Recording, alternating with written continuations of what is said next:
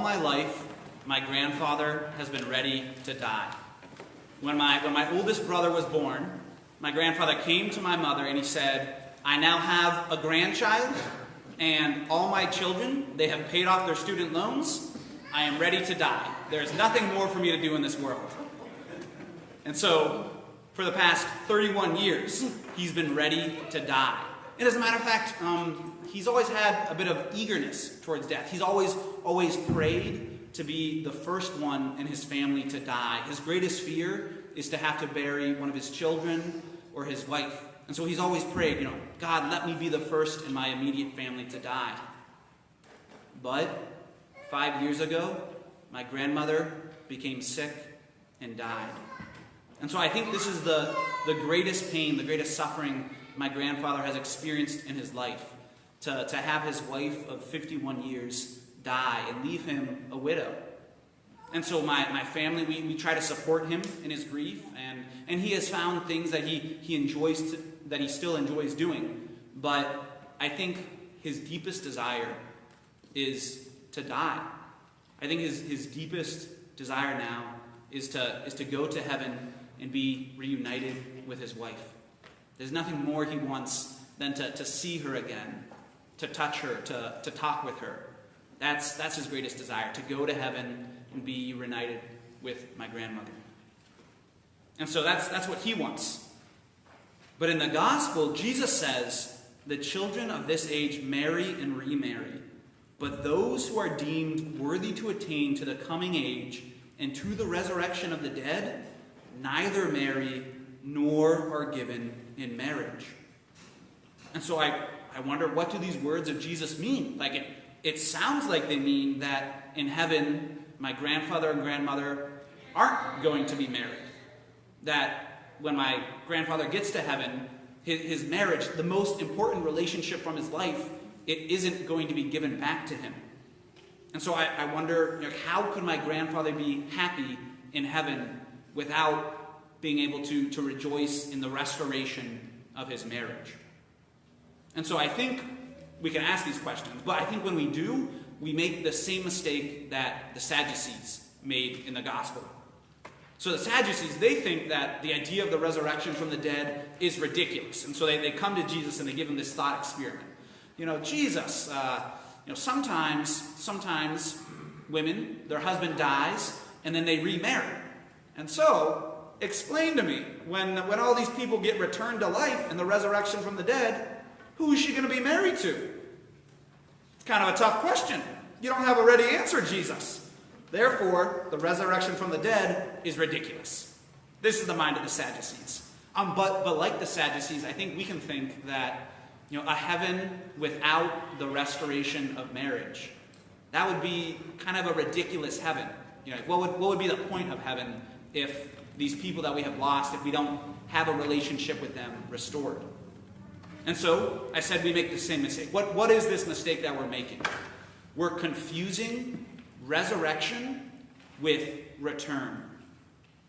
Resurrection is not a return to how things were before. It's an elevation to a higher form of life. In the resurrection from the dead, all those who have died, they're not going to return to this world with its brokenness, with its problems. Instead, they're going to be lifted up to a new world where there is no brokenness, where there is no problem. And so resurrection, it's not a return to how things used to be. It's a lifting up into a way of life that's even better than the things used to be. And so what does this have to do with marriage? Well, one problem that we experience in this world is that our ability to love people is limited. We only have so much love to give. And we find ourselves incapable of giving ourselves fully to every person.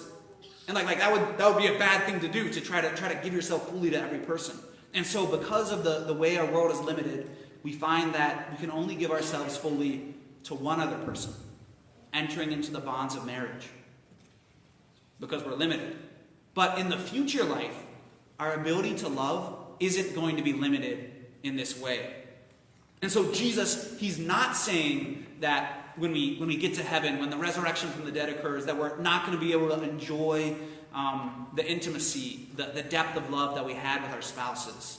What he's saying is that we're going to experience this depth of love. We're going to be able to give ourselves in love to not just those people who were our spouses, but to everyone.